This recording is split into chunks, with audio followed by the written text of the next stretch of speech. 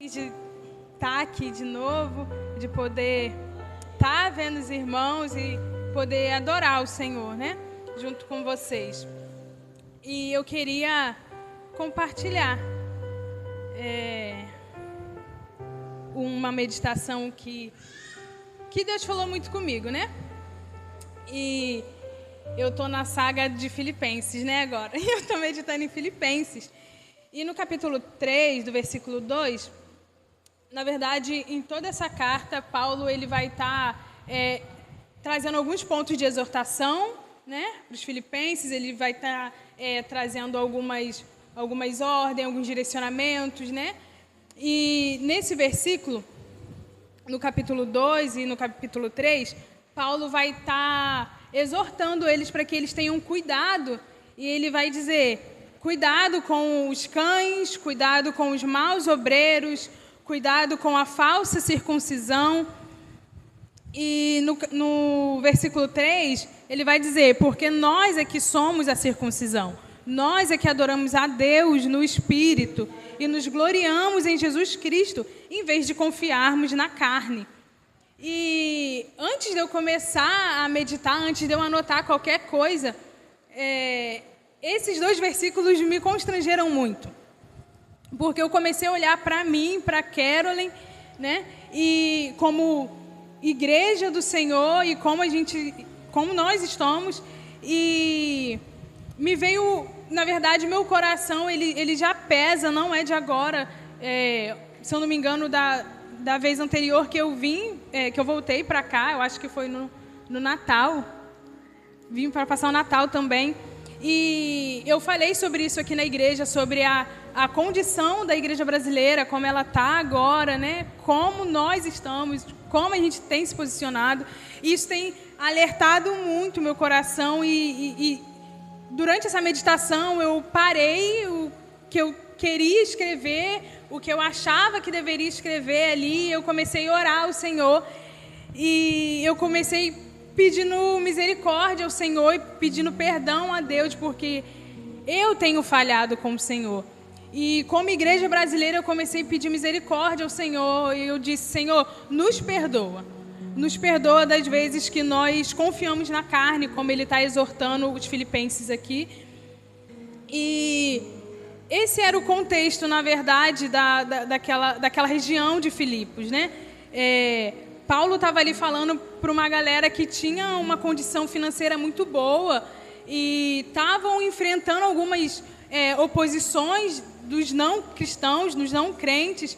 E Paulo vai começar a explicar para eles, olha, não coloca a confiança de vocês em bens, não coloca a confiança de vocês no que vocês têm, mas que a confiança de vocês esteja no Senhor, que a confiança de vocês não estejam numa cerimônia religiosa como a circuncisão, não confiem na carne, mas agora vocês podem sim me adorar, não com uma cerimônia religiosa, não na carne, não cortando o corpo, mas agora vocês podem me adorar em espírito, né? Agora eu deixei para vocês o espírito, né?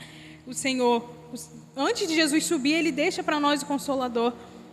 E eu comecei a orar e eu falava isso para o Senhor, para que o Senhor nos perdoasse como igreja. E eu não consegui conter as minhas lágrimas enquanto eu orava por isso, porque isso já é algo que dói no meu coração.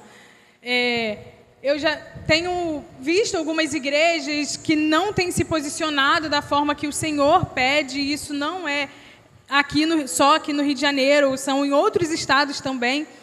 E isso machucou muito meu coração, porque quando eu olho para todas essas igrejas e eu vejo, não generalizando, mas eu vejo a Carolyn também, que negligencia a presença do Senhor. E eu queria trazer esse alerta para vocês, para nós como igreja, como a gente tem se posicionado diante do Senhor. Será que a gente de fato tem confiado na carne? Será que a gente tem confiado nas estruturas? E esse alerta ficou muito forte no meu coração, porque eu tenho confiado nas estruturas que eu vejo, eu tenho confiado nas pessoas que estão ao meu redor, e não é de agora que Deus tem falado isso comigo. quando eu sofri o acidente, uma das coisas que Deus falou comigo foi exatamente isso, que Ele estava tirando os meus remos, Ele estava tirando meus apoios, e Ele seria esse apoio, Ele seria essa rocha forte, essa rocha inabalável, onde eu poderia me apoiar, e eu não poderia mais continuar confiando nas estruturas, não poderia mais continuar confiando o meu ministério, confiando aquilo que Ele falou comigo em pessoas, em estruturas, ou no próprio ministério. Eu não poderia fazer isso. E Deus trouxe isso muito forte, até questão de idolatria também.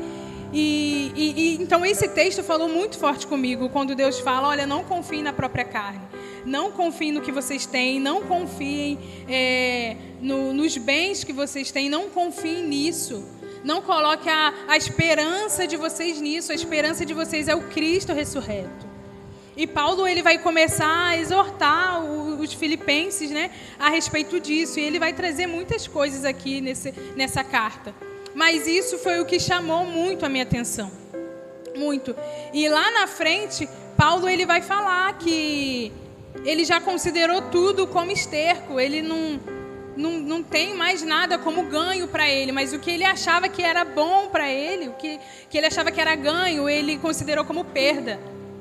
E eu começo a lembrar de Paulo, lá em Atos, quando ele teve aquele encontro com o Senhor, e ele caiu cego, e quando ele levantou já entendendo que o que ele tinha na verdade não era nada.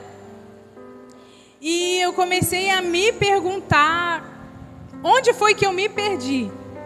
Onde foi que o coração da igreja se perdeu a ponto de não entender isso, não entender que há uma transformação quando a gente encontra esse Cristo, e quando a gente bate de frente com Ele, quando a gente enxerga essa luz que nos cega, que nos pesa, a gente já levanta transformado a ponto de entender que nada na minha vida, nada na nossa vida, na verdade, a gente pode considerar como um ganho, né? Então, o que a gente tem feito e como a gente pode se posicionar mediante a isso? Como a gente pode se posicionar sabendo que agora a gente está confiando em estruturas, estamos confiando na nossa própria carne, no nosso próprio esforço, no nosso braço? Como a gente pode se posicionar? E a gente pode ver que Paulo, ele teve essa transformação quando ele encontrou esse Senhor transformador. Então, a minha oração foi essa, para que a igreja brasileira encontre de novo, possa olhar nos olhos desse Cristo, a ponto de não confiar na própria estrutura, no número de pessoas que coloca dentro da igreja, na ótima gerência que tem um evento, mas que a gente não confie nisso. Que a nossa adoração não seja vista pela quantidade de pessoas que a gente traz para a igreja, que a nossa verdadeira adoração não esteja ali descrita no que a gente faz, no nosso trabalho, mas que de fato a nossa adoração esteja na nossa confiança no Senhor, na nossa intimidade com o Senhor. Que a gente de fato venha confiar no Senhor e não no esforço próprio, não na nossa carne, não nas estruturas, não nos nossos bens, como Paulo está exortando aqui os filipenses, mas que a gente venha olhar para o Senhor. E a oração que eu fiz foi que nós, como igreja, a gente possa estar unida o suficiente a ponto de dessa união, dessa comunhão que a gente tem, nos levar mesmo à Nova Jerusalém, aonde está o trono, onde está o Cordeiro. Então, queria deixar mesmo isso para vocês, algo que tem apertado o meu coração. Não sei se vocês têm olhado e reparado isso, mas isso é algo que tem trago um alerta muito grande para o meu coração. E eu tenho me visto nisso, por isso que eu acho que me aperta tanto. E eu tenho sempre que voltar para esse lugar e pedir misericórdia ao Senhor e pedir para que Ele volte meus olhos para Ele de novo e que eu venha olhar nos olhos dEle e achar essa graça, essa luz que pesou em Paulo. E quando ele levantou entendendo que, olha, eu preciso considerar tudo que eu tenho como perda.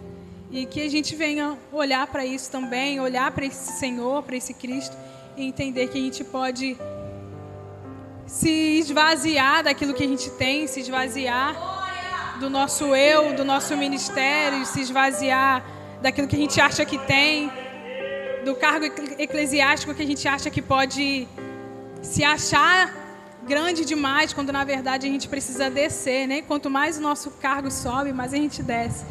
Mas eu queria deixar isso para a igreja, eu quero agradecer, pastor, a oportunidade.